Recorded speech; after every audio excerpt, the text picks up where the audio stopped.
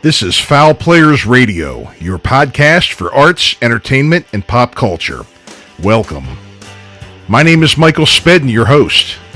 Every episode features fun, fascinating stories about people in the performing arts, actors, authors, dancers, writers, musicians, athletes, you name it. Folks who are center stage, backstage, on camera, or behind the scenes. Sit back and listen. Let's have some fun. Fowl Players Radio is a proud production of the Fowl Players Group and the official podcast of the Fowl Players of Perryville. Hi, this is Bud Becker. Hi, everybody. Dwight Weems from Gaz the Fun Band. Hi, folks. This is Jay David. Hey, this is Brian Damage from Kicks and Rhino Bucket. Hi, this is Kim of Kim's Crypt. Hello, my name is Gunhild Carling. Hi, this is Paul Castiglia, and you're listening to Fowl Players Radio, the one-stop shop for all your pop culture needs. And welcome back to another episode of Fowl Players Radio. This is Michael Spedden. Tonight, we bring back for the third time A.D. Adams and his bandmate Paul Williams of Escape the Hive. They just released a new album that's called This Is Gonna Sting. We talked about the album, the recording, the band lineup. This is one talented group of guys here. And the fact that the album will soon be released on vinyl. The album can be found on Apple and just about any platform that sells music. They also have a YouTube channel with all of their videos. If you are interested in purchasing this music or finding their tour dates, links will be in the show notes. If you're interested in professional comedic entertainment in your venue or fundraiser or other event, please consider A Murder Mystery from the Fowl Players of Perryville. For bookings and other information, please call 443-600-0446 or email foulplayersperryville@yahoo.com. Our website is www.foulplayersofperryville.com. Don't miss the Back of the Rack, the Michael Spedden Show on 97underground.com, Baltimore's pure rock worldwide. We feature songs you forgot you liked, current and classic local rock, hard rock, and metal classics that never die. Tune in every Tuesday at 4 p.m. Eastern. Listen on your computer or download the app so you can listen everywhere you go. 97underground.com. And we at Fowl Players Radio are proud to support artists and encourage you to consider shopping small and supporting them as well. Links to all of our guests' books, albums, tickets to their shows, and other items can be found in the show notes of every episode. And we thank you for tuning in and listening. Remember, you can help us greatly by clicking the like and subscribe buttons and giving us a fair review. Our main website is foulplayersradio.com, and our YouTube channel is youtube.com/@foulplayersradio. We will be right back with AD and Paul from Escape the Hive right after these words. Hello, this is John Piet. Kevin Schmidt. And Jerry Bozick. And we're August, a little band from Virginia. You can hear our story, other stories from the legendary Baltimore, D.C. music scene, and much, much more with Michael Spedden on Fowl Players Radio. You can find it at www.foulplayersradio.com, on YouTube, and wherever you find podcasts online. Keep rocking. And welcome back to another episode of Fowl Players Radio. Michael Spedden here, and tonight, bringing back for the third time, my friend A.D. Adams and his friend Paul Williams. They have formed a band called Escape the Hive, and they have a brand new album out this year. It's a great album. I've been listening to it like crazy. And welcome back. Welcome back, A.D., and welcome, Paul. Good to have you guys. Thank you, Michael. Thanks for having us, brother. Good to see you, man. How you been? Oh, been doing wonderful. You know.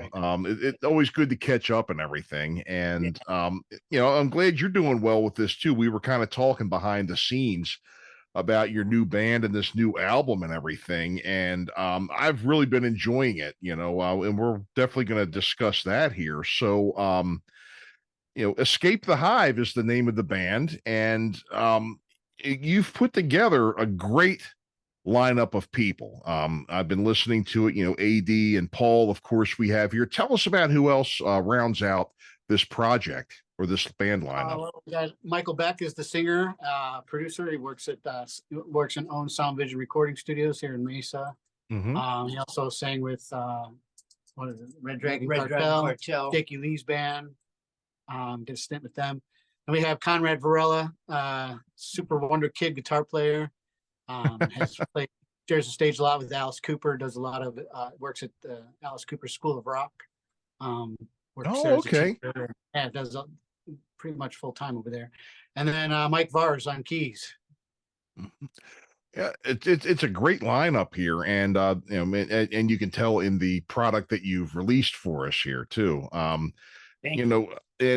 as I was kind of talking to you offline too. Being a bass player, my ears kind of tend to gravitate more towards the rhythm section, and the things that you guys have done on these songs on this album. Paul being the bass player, AD being the drummer, is just excellent.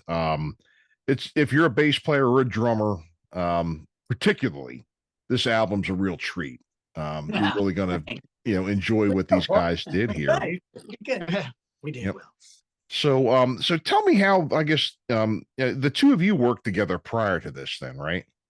Yeah, we've been playing together for about 6 or 7 years actually, and off and on with one particular project, and then we've found each other on the same stage and fill-in gigs, and cover bands and stuff. Like we show up like, oh, for you again.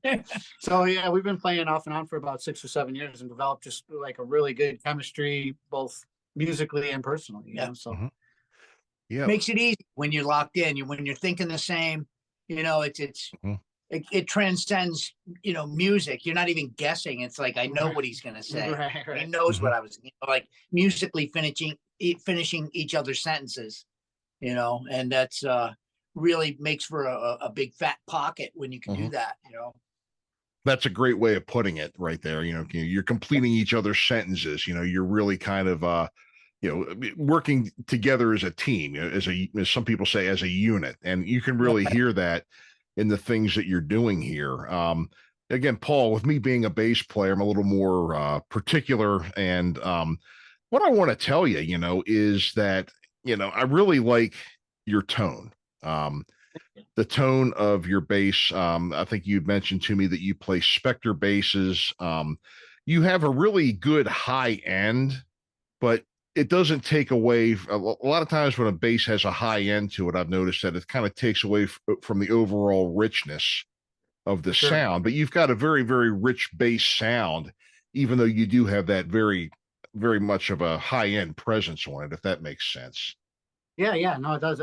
It comes down to a lot of how I set up my EQs and my pedal board, honestly. The Spectre bass really gives you a really good growl, and it's very attainable. And then I use a Ibanez tube screamer for a little grit, so it kind of gives that guitar-ish noise, which creates the high end, but it doesn't put it out there, So yeah, I'm kind of a tone hawk, and yeah, it's weird because if it doesn't sound right, I won't play it right. It's kind of weird. I'm that particular about it, but I'm glad. Right. I love it came out on the record for sure. Oh yeah, I mean, compliments the kick drum on the record too. They're not the bass and the kick drum aren't fighting for space sonically. So not at all like that. Even though it's his bass tone, he put some grit on it. It actually makes for a cleaner mix. Yeah, and I mean, and you guys really come up with a pocket of, I mean, I just like, or listening to passages of the songs and everything. And I'm just hearing like, some of the rhythms that you're putting in there, just, you could have had, just like a basic kind of rhythm in there, but you just add this, little bit of spice to everything that seems like you're doing there. And I'm sorry if this is weird, but it just seems like you're adding just a little bit of extra spice to everything that's there, every passage that you're on, and Paul just seems to just come right in there and lock right in there with you, on. Yeah, I think a lot of it comes from actually Michael Beck. He sort of he loves when things swing, and he's got to hear the bass, so that drives basically a lot of our songs. If you can't hear the bass, he's not feeling it, but his big thing is swing, and that swing creates such a pocket, but at the same time creates space, and once you start dictating how that's swinging, I think that's what we're really good at doing. Right. I think a lot of us too, especially bass players and drummers, are pretty darn tired of selling eighth notes. you Yeah. know, Mhm. I mean, we all remember the 80s, I think. And it's just like, come on with the eighth notes already. So we're done peddling those. Let's do something else here. So we tended to have a little bit of periphery and play a little bit more melodically, and have a little bit more fun with the melody and the syncopation, and still not miss the downbeats and backbeats. You still got to pop those in there to keep it, in a groove. But we kind of have allowed ourselves to color outside the lines a little bit, be a little bit more adventurous. I think it makes songs a little bit more interesting. It definitely does. It definitely does. Now, who did you really idolize growing up? What made you want to pick up the bass, and who were your inspirations as you were kind of maturing as a bass player? Oh God. Well, honestly, the reason I picked it up is because a group of friends of mine decided that we were going to be in a band, and I got left with the bass. And I think there was a Def Leppard video on TV, so I was like, all right, yeah, let's do that. So yeah, but no, growing up, I listened a lot to Duff McKagan, Guns N' Roses, obviously, Billy Sheehan, Geddy Lee, Cliff Burton, James Jamerson. I listened to a lot of what's it, Duck. Did he play on most of Elvis's records? Duck Dunn. Yeah. So yeah, I mean, my parents always had Elvis on and that style of music, and I listened to whatever my older brothers were listening to usually. So. Right. Yeah, a good list of people. I mean, and a lot of those were some of my favorites too. Growing up, the people that kind of inspired me and And AD, how about you? I mean, I guess the two of you work so well together. What kind of inspired you as you were, budding young drummer and getting into this? Well, I kind of matches my style. I kind of dipped my scoop into, the Buddy Riches and the Gene Krupas.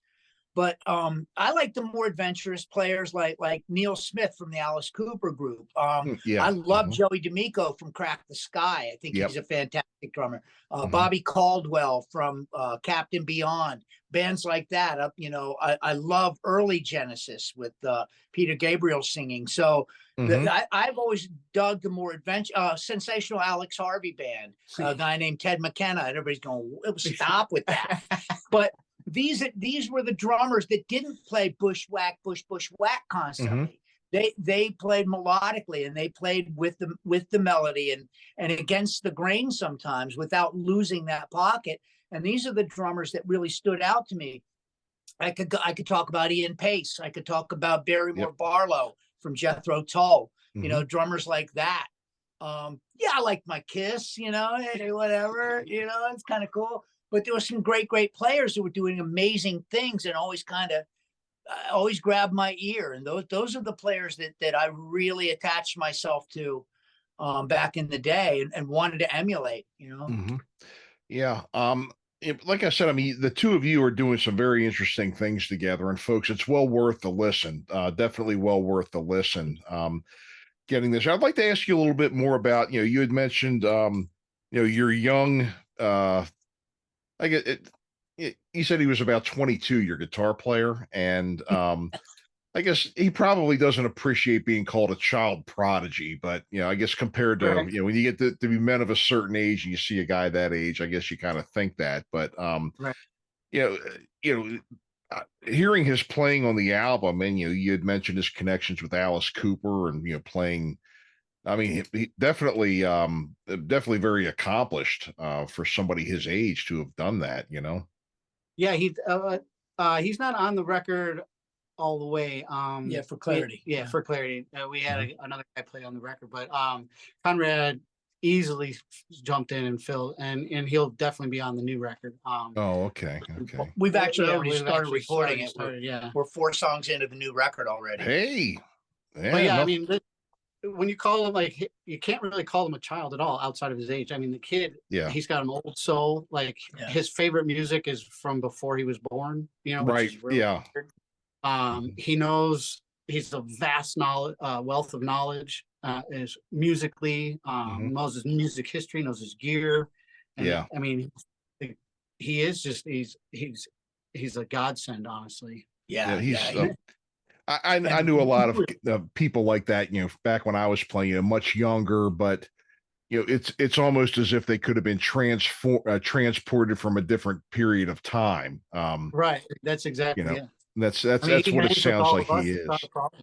And Yeah. musically, he gets it. For lack of a Exactly. better- That's what I was you know, getting at. Yeah. Yeah. I mean, he'll listen to a Humble Pie song and go, oh, that's Mhm. not having heard it before. Just he's open to so many things, and Mhm. again, he's a perfectionist without being a perfectionist. He's a details guy, but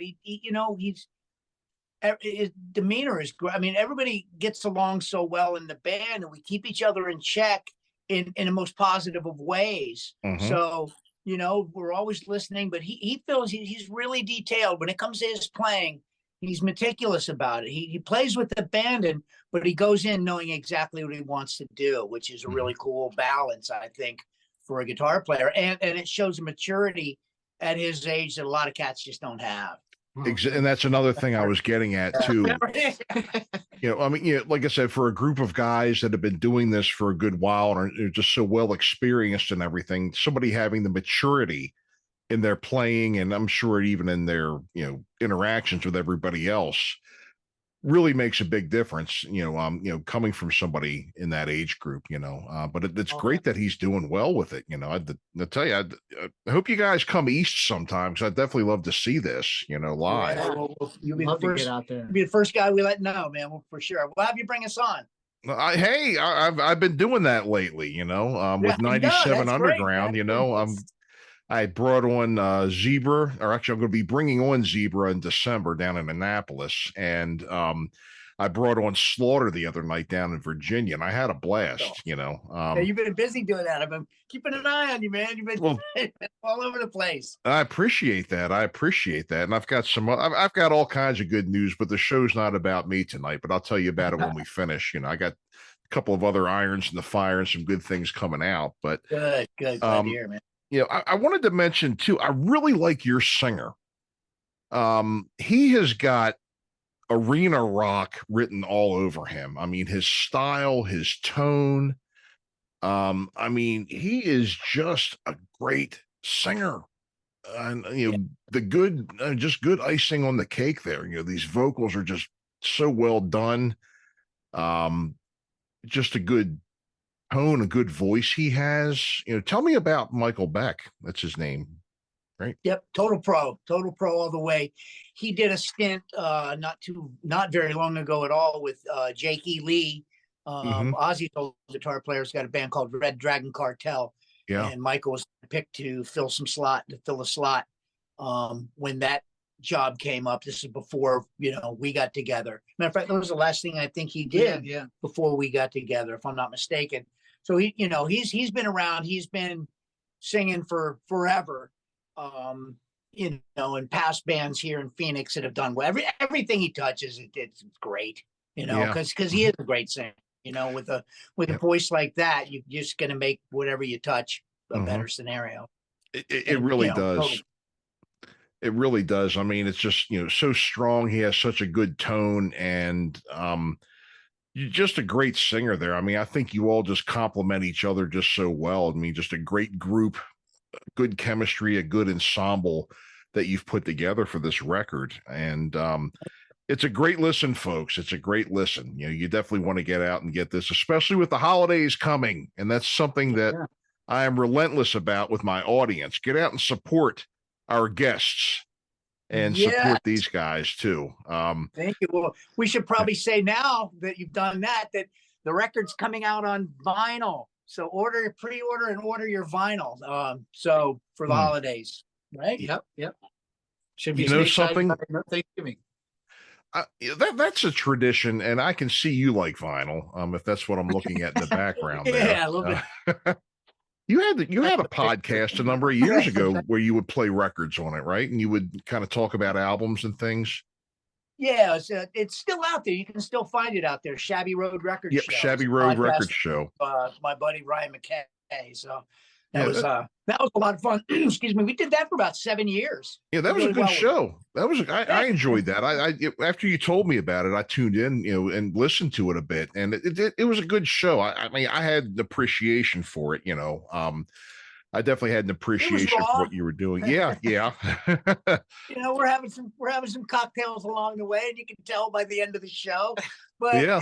that was the thing. We wanted the room to be the star of the show. And it's like when you would bring your records over to your buddy's house, and 2 or 3 guys would bring their records over, and you go, "Hey, listen to this. I bought this one," and you just trade music, and that's what we wanted that show to be like. Just going over to your buddy's house, spinning some of your latest vinyl. That's, we tried to capture that. Some of my favorite memories from middle school were of that. Right. Yeah, I'd had Brian Forsyth, Brian from Kicks on. Yeah. And one of the favorite albums we had growing up was the first Kicks album with Yeah on it, and classic. We used to listen to that, and we started emulating them in our vocabulary a little bit. We had there's that part in the song where he's got the girl home, and she takes all his Quaaludes and drinks all his liquor, and then she throws up all over the floor, and he goes, Freed, go outside and do that. Yeah, right. Well, that became like a quote amongst me and my buddies growing up. Yeah. And so whenever somebody did something we didn't like, we'd say, "Hey, go outside and do that." Well, of course, here we are in 8th grade, and the teacher gave us homework on a Friday that was due Monday. And one of my buddies goes, "Hey, go outside and do that." And of course, gets sent to the principal, and then inevitably the Kicks album got taken away by his parents, and we couldn't listen to Kicks for a while. So shame on you, Stevie Whiteman. Shame. Yeah, exactly. But that was again some of the, and I'm glad that you're putting this out on vinyl, and the reason is because nowadays, I mean, you can have everything on your phone, okay? But the vinyl, the jacket, especially if it was the kind that opened up maybe a double album, or even if it wasn't a double album, if it opened up and you had pictures and you had liner notes and you had lyrics, that was part of the experience of having an album back in those days, which I think has kind of gotten away from us now. I mean, CDs have booklets in it, but the thing is, the pictures are smaller. Right. You know what I'm getting at? It's a more personal, it's a more immersive and personal experience. You're more. It's like back in the day when we didn't have, phones in our hands. We'd read the cereal box. I mean, yes, it's tangible. It's something you can hold in your hand, and you own it. You don't own it. You get the full product. You actually own it. It's yours. Right. And the great thing, what I like about vinyl as opposed to CDs, is like, your CD of, let's say, Kicks is Cool Kids, your CD is going to sound just like my CD. But the crackles and pops on your vinyl, yes, as opposed to mine, they're going to be completely unique, just like fingerprints. And that's what I love about vinyl. Everyone is completely unique, and you own it. It's yours. You're right about that. And even I back like when too, it's like when you're listening to a record, because I have a setup where I can throw a CD in, or I can tell Alexa to play whatever and walk out of the room and not care. But it's like you put a record on, you sit down, you listen to it. Before you know, you got to get up, you got to flip it over to hear that, and it's like you're more engaged. I feel like you're invested, Yeah, for sure, man. Yeah.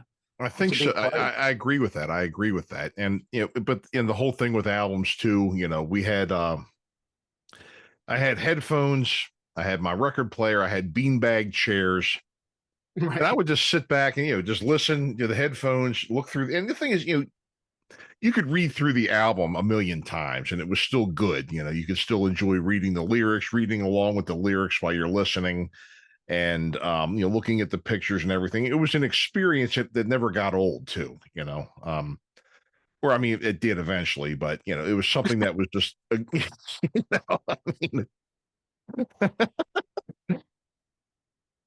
I guess I got him on that one, huh? But, Yeah. you know, Sorry about that. No, I had to. There was somebody banging at the door again here. That's homeless population here is just remarkable. Oh, wow. That's Yeah. that's where your studio is. And what city is it? Is it Phoenix or Mesa, you Phoenix, said? Arizona, yeah. Okay. So this is Okay. Shabby Road Studio, and we did our record at Michael's studio, Sound Vision over in Tempe, Arizona. Oh, okay. So my studio is right here on the edge of what they call Sunny Slope area, which Mhm. is zombie land, pretty much. Yeah. Right. I get it. There's in Baltimore City too, there's a lot of studios in parts of town like that, which that's a little risky for my liking, but hey, it's There's a guy with an axe outside when I got here. Literally a guy with an axe out there. She's a whiz. Yeah. Wow. You just gotta don't make eye contact. I remember going to Invisible Sound Studios. Now, when I first recorded at Invisible Sound Studios, it was in Joe Rinaldo. He was one of the owners. It was in his basement at his parents' house out in the suburbs. But then they moved it into Baltimore City, and it was in the old Crown Cork and Seal building. So first of all, you had to find the entrance, which was tough. You could drive around that building all day and look for it. Then you finally find it. And then getting there, it's like you had to go down hallways and up stairways. And it was like the beginning of Get Smart, and you're walking along and there's like doors, and then there's metal doors that you have to lift up, and it was like an obstacle course to get up there and everything. And Good times. yeah, exactly. So you have been you released this album. You're working on another one too, which I think is awesome. I mean, good Lord, I'll be in line for that when it comes out, Thanks. Yeah. No, yeah, it was just a couple of tunes that just popped up, and we're like, oh, okay, let's work on those. And then we've incorporated them into the live show. And one of the newest ones, probably one of our better songs. It's just got a huge chorus and 5-part harmonies on it. We all sing on it. Yeah. That's another thing about the group is all 5 of us sing. So Yes. a lot of good vocal layers, which we really wanted to be a band that sings. We bring harmonies back, real natural harmonies, and we're just lucky that all of our ranges are just naturally right in the right place. So there's never a question about, well, what part do you want to take? It's like everybody kind of knows in the spectrum what harmony we want to grab, and that makes it easy. Another thing that really helps us, I think, to stay kind of in motion is that we don't do what a lot of groups will do, like write a bunch of songs and work them up and then go in the studio and just record the whole lot of them. What we do, because we've got access to my studio, we do the rehearsing in here and we do the recording over at Sound Vision. So if we come up with a new song, we don't have to wait 6 months and work it up. We can work it up. We can go across town. We can lay it down literally and take our time.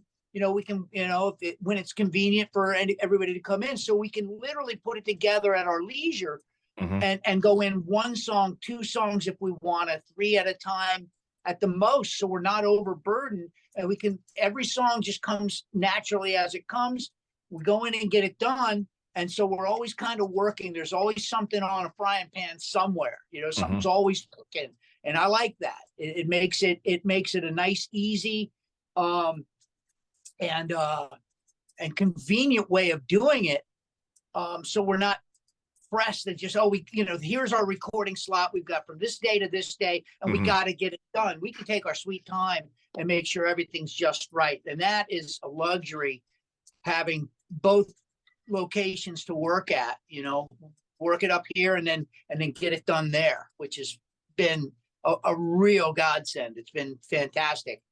I understand that, because one thing that always drove me up the wall whenever it came to studio recording was the fact that we the bands I was in, we were young, we didn't have a lot of money, so the pressure was on to go in there and get it knocked out. And that I was always a bundle of nerves going in there trying to play my parts, and I would just, my nerves got the best of me a lot of times. And being able to do this and take your time in a relaxed environment, I'm sure probably really brings out the best in the band too, where Well, you're yeah, a not lot of constantly, creative. yeah. Yeah, and what you said too about being nervous. I mean, when the clock is ticking, Mhm. and everybody knows what studio time used to cost, Right. but now it's a little bit more reasonable. But still, I mean, when the clock is ticking, and and the pressure's on, you're almost forced into that. If you don't, and with a lot of drummers, if you don't nail it in the first 2 to 3 takes, the energy's gone. Yes, So that yes, yeah. songs, so there's no pressure at all. We can, like you said, we take our sweet time. Mhm. The clock isn't ticking, and we know that the drums are set up in the studio. If I don't have a take that I'm not happy with, I can go back in and do it tomorrow. Yeah, yep. And the record label's not stressed about it costing us a fortune. So it's kind of nice to be able to do that, man. Be in control from every aspect of it. Yeah, and it's like being, doing television and movies and stuff like that too. It's like, take one, no, cut, take again, cut, and it's just like sometimes and then when you have a lot of cuts, or if you make, or if you're having to go back over it, then you end up starting to overthink it. Then you end up starting to, and you end up getting it. Sometimes it ends up getting worse and worse every time you go on, just because of being frazzled and being worried about this, that, and the other thing. And so it sounds like you've really got a good arrangement now for getting your material down, and and I'm sure it helps in your final product and everything too. Yeah, I like to think so. Yeah, I think it shows. The record doesn't seem forced. And I've listened to a lot of the records I've done. Sometimes you go, you can feel parts that just are a little forced. Right. Everything flowed real natural. There was no, like I said, there was no rush to get it done. And there was no box that we had to fit anything in. Everything was very organic in that way. So I'm really happy with it. Yeah. Well, good. New stuff is going to be killer, man. The new stuff's really good. I'm really looking forward to it. I mean, the album that's out now is just incredible, and I'm just, I can't wait to hear it when it comes out. I wanted to ask too, Paul. I've gone over this with A.D. Adams, and I've heard about his misadventures with Chuck Berry and a couple of other things that have happened over the years. I don't know if he told you that story, but have you? One thing I like to ask everybody here, and since this is the first time you've been with me here, have you had any Spinal Tap moments? Oh man, yeah, without question. I mean, I've played sets I don't remember playing back when I was drinking heavily. Like, hey guys, why didn't we finish the third set last night? It's like, oh, we did. Yeah. Oh, good. How was it? How'd I do? Yeah. I mean, everything I've been playing for 35 years, I guess, live. So it's everything that could happen has happened at some point in time. I've snapped a bass neck changing a string backstage, like just okay, tension to one, and you heard the pop, and like, oh, the string's loose again, and oh, neck's broken. Wow. Yes. Oh yeah. Man, you must have had that tight. Yeah, no, I think it was more of an old piece of crap. He eats sheet metal for breakfast. Oh. Yeah, I mean, I've had a lot of stories I can't tell because of statutes and limitations and things like that. But, yeah, no, I'd say I've had everything happen to me, and I wouldn't change a damn thing. Well, good. Me neither. And there were some times, years ago, and playing Baltimore and DC and everything, just even not so much things that happen to us, but just some of the things that you see and hear and witness while you're playing, even from stage, sometimes can be just absolutely crazy. Absolutely crazy. So let's think about. I wanted to ask a bit about where we can get your album, find out information about the band, show dates, anything. Tell us about that. is what I want to kind of get at here. Shameless plug time, as I call it, right? Shameless plug time. Well, yeah, all the socials, Instagram, Facebook. We have a link tree, so it's basically linktr.ee/escape the hive. Everything's on there. You can go there. You can buy the album. You can pre-order the vinyl. You can buy show tickets. We are playing the Whiskey Go Go December 6th, I believe. Oh, great. Yeah, so we'll be out there if anybody's in LA area around then. We have a marquee show if anybody listens out here. Marquee Theater, November 28th. Yeah, so but yeah, everything is either access through the link tree or just go, YouTube/Escape the Hive, all of it. We have a couple of videos out up on YouTube. So. Yeah, we got a new video coming out soon. The first official video is Separate Lives, and that's been out for a little bit. And then we're going to be shooting a new. Well, have we started shooting it? I don't know. No. I don't know if it's been. It's a lot of it's digital. Yeah, we're doing some work on the new video, which is going to be Future. I've seen the Future. Oh, okay. Yeah, we're going to be shooting that next. So that'll be, I think, the next video single come out. Oh, that's great. The whiskey, huh? That's awesome. That's awesome. I was talking to I just had Sammy Sirius from the Zeros on, and he's been playing out there too. Love that guy. Yeah. And I think they actually, when their first album came out, back in, I think it was 91, 92, they actually painted the whiskey purple for them. That's right. I forgot about that. Yes. Yeah. Yeah. Wow. That's great. I don't think we can get them to. I think we can get them to do the yellow and black. No, we should do that. I'll make a phone call. Yeah. Talk to him. Talk to him. Don't mind us. I can tell you a Spinal Tap-ish LA story. All right. We were at the Rage. Did you remember the Rage in Baltimore, AD?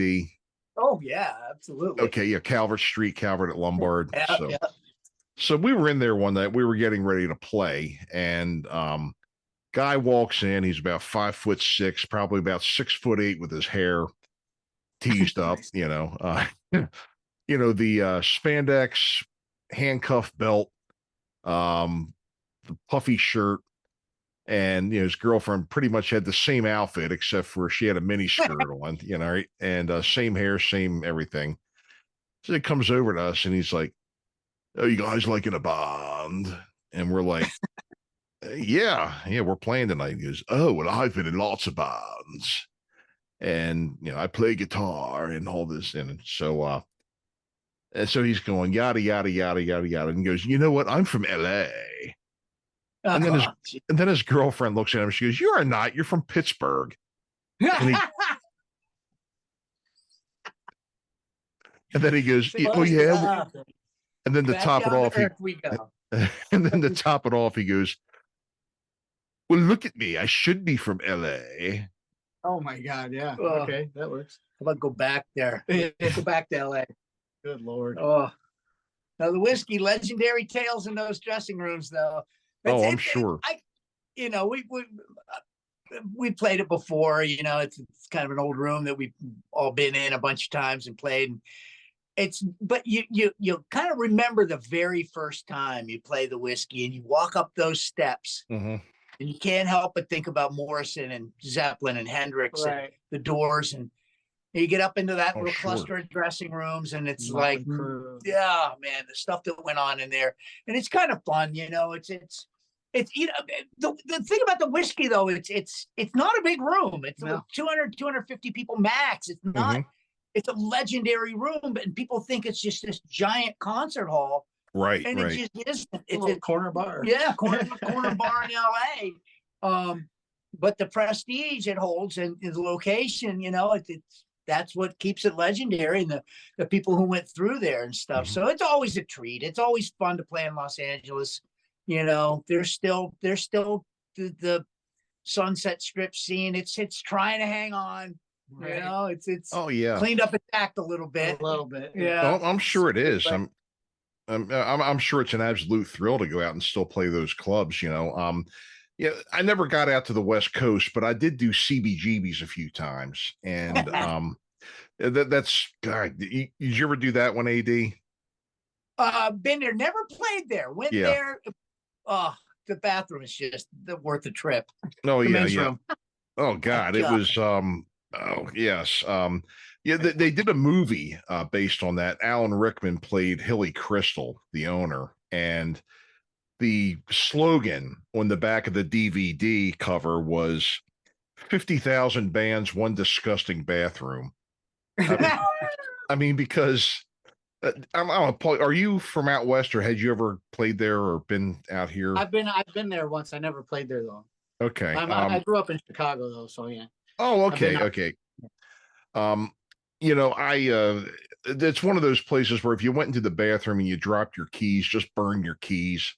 Kick them into the corner and walk out. Yeah. They're yours. They're your club. They belong to the club now. Yes. Yeah, yes. that's that place legendary, man. Just going in that back. I'm still washing the bacteria out of some of my old jeans. Yeah. God, man. And the 930 Club was another one that was a great club we did. And there was one called the 15-Minute Club, which I thought was it wasn't a big place, but it was really unique. And I'll tell you one of my favorite things about playing there. Baltimore or DC? I don't remember. DC. Okay.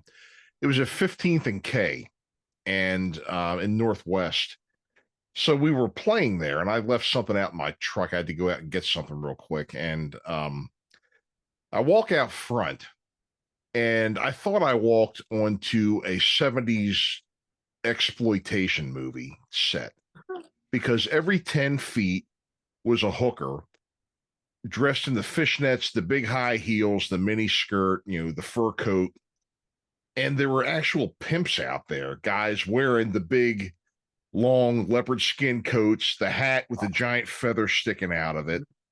And I thought it was fake. I'm looking around. I was like, oh my God. But then you'd see a limousine pull up, 4 or 5 girls get out, 4 more get in, and then the limo takes off. And I was like, my God, this is real. Holy cow. And the coolest thing about that place was that they had a plain white wall behind the band.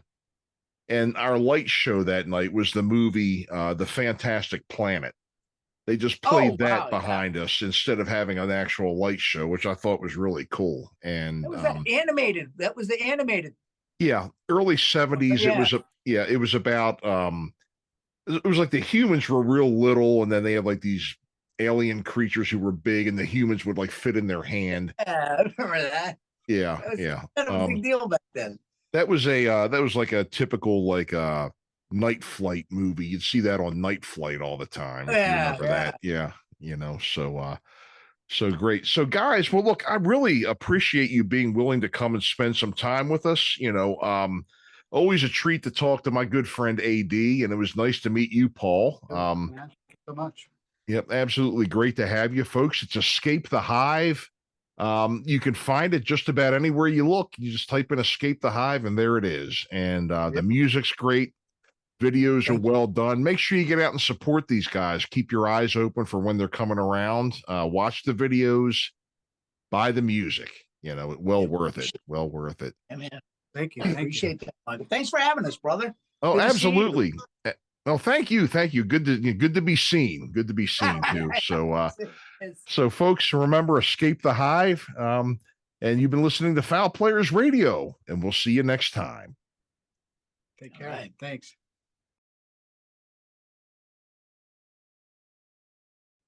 And folks, thanks again for tuning in to listen to our guests, A.D. Adams and Paul Williams from Escape the Hive. They just released a new album called This Is Gonna Sting, and this album will soon be released on vinyl. The album can be found on Apple and just about any platform that sells music. They also have a YouTube channel with all of their videos on it. If you are interested in professional comedic entertainment for your venue, please consider A Murder Mystery from the Fowl Players of Perryville. For bookings or other information, you can reach us at 443-600-0446. And for more information, www.fowlplayersofperryville.com. Also, don't forget my show, The Back of the Rack, The Michael Spedden Show on 97underground.com, Baltimore's pure rock worldwide, where we feature songs you forgot you liked, current and classic local rock, hard rock, and metal classics that never die. Tune in every Tuesday at 4 p.m. Eastern. Listen on your computer or download the app so you can listen everywhere you go. 97underground.com. And we at Fowl Players Radio, again, remember, we are proud to support our artists, and we encourage you to consider doing the same.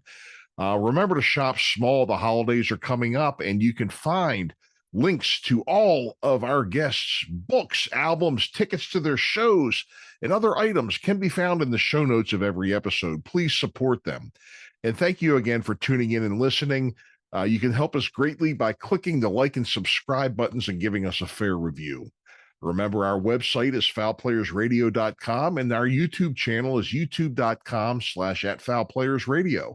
This is Michael Spedden signing off. Thanks again for all your support and tuning in, and we will see you all next time.